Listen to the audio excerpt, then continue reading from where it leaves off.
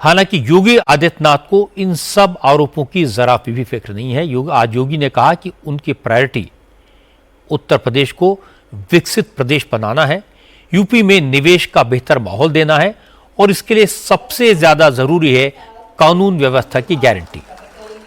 वो इसी काम में लगे हैं क्योंकि यूपी में अपराधियों के एनकाउंटर हो रहे हैं। इस पर विरोधी दलों के नेता सवाल उठाते हैं। आज योगी ने ऐसे सवालों का जवाब दिया। योगी ने कहा कि जब अपराधी कानून को मानता ही नहीं, वो पुलिस पर फायर करता है, तो क्या पुलिस को बंदूक सिर्फ दिखाने के लिए दी गई है? योगी ने कहा उन्होंने पुलिस को खुली छूट दी है। अपराधी जिस भाषा में समझते हैं उन्हें उसी भाषा में सबक सिखाया जाए। हम लोगों ने तय किया भाई जीरो टॉलरेंस फिर सब पे बराबर लागू होगा। अगर अपना व्यक्ति भी गलत करेगा तो उसके लिए भी वही कानून लागू होगा जो एक माफिया और अपराधी के लिए लागू होगा। कोई अपना पराया नहीं होगा।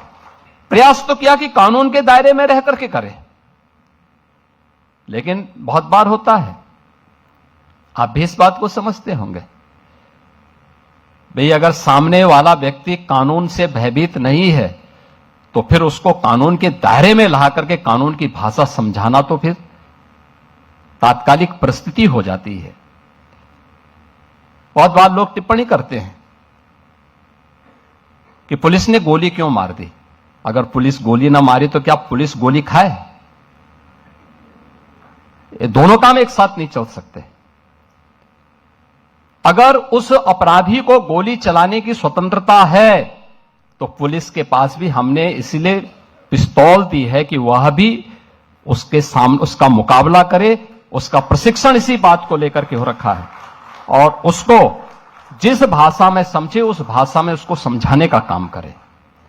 और उस भाषा में जब समझाया गया, आपने देखा होगा पिछले 9 वर्ष में बड़े बड़े पर्व और त्योहार हो रहे हैं, सारे सकुशल संपन्न हो रहे हैं।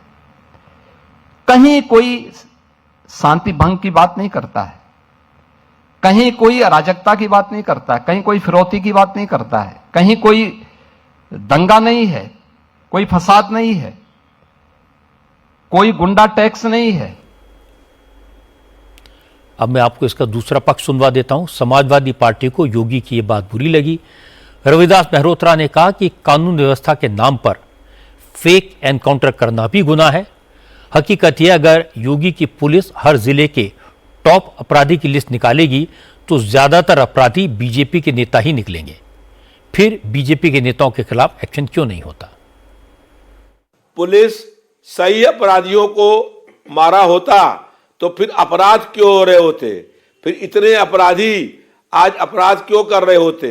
और अगर प्रदेश के मुख्यमंत्री में साहस है तो उत्तर प्रदेश में 75 जो सबसे बड़े माफिया हैं, जिनके ऊपर हत्या, बलात्कार, डकैती, अपहरण, लूट के मुकदमे दर्ज हैं, उनकी लिस्ट जारी कर दे तो पूरा प्रदेश जान जाएगा कि 75 अपराधी भारतीय जनता पार्टी के नेता हैं। हाई कोर्ट ने डीजी पुलिस और होम सेक्रेटरी को तलब किया है और ये कहा है कि प्रदेश में फर्जी इनकाउंटर हुए हैं। इससे पहले कभी भी हाई कोर्ट ने किसी भी सरकार को ऐसा टिप्पणी नहीं करने का काम किया है। अब ये बात तो सबको दिखाई दे रही है कि योगी ने पुलिस को खुली छूट दे रखी है। योगी के राज में 260 अपराधी एनकाउंटर में मारे जा चुके हैं। 10,000 से ज्यादा हाफ एनकाउंटर हुए हैं। लेकिन इसके साथ साथ यह भी सच है कि पिछले 8 साल में 32,000 से ज्यादा अपराधियों को जेल भेजा गया है। 4,000 करोड़ से ज्यादा की प्रॉपर्टी को माफिया के कब्जे से छुड़ाया गया है। इसका असर यूपी के अपराध ग्राफ पर दिखाई दिया है। 2016 की तुलना में डकैती में 90%, लूट में 84% की कमी आई है। मर्डर्स की वारदात 46% कम हुई है।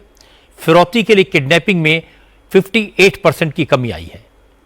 इसलिए विरोधी कुछ भी कहें, योगी पर कोई फर्क नहीं पड़ता, क्योंकि उत्तर प्रदेश की जनता इस बात को महसूस करती है और विरोधी भी मानते हैं कि योगी के राज में लॉ एंड ऑर्डर इंप्रूव हुआ है।